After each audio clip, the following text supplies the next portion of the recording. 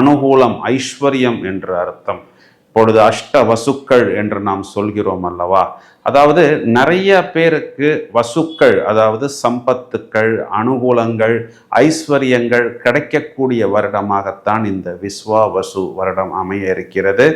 இந்த குரு பயிற்சியை நிறைய பேர் ஆவலுடன் எதிர்பார்த்து காத்து கொண்டிருக்கிறார்கள். ஏன் அப்படின்னா, வழக்கமாக ஒரு குரு பயிற்சி நடக்கும் பொழுது ஒரு சில ராசிகளுக்கு நன்மை நடக்கும், ஒரு சில ராசிகளுக்கு கொஞ்சம் அனுகூலம் இல்லாத பலன்கள் நடக்கும்.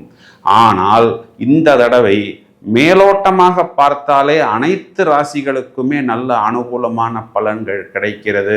அதிலும் ஒரு சில குறிப்பிட்ட ராசிகளுக்கு எதிர்பாராத விபரீத ராஜயோகமும் கிடைப்பதற்கு தயாராக இருக்கிறது.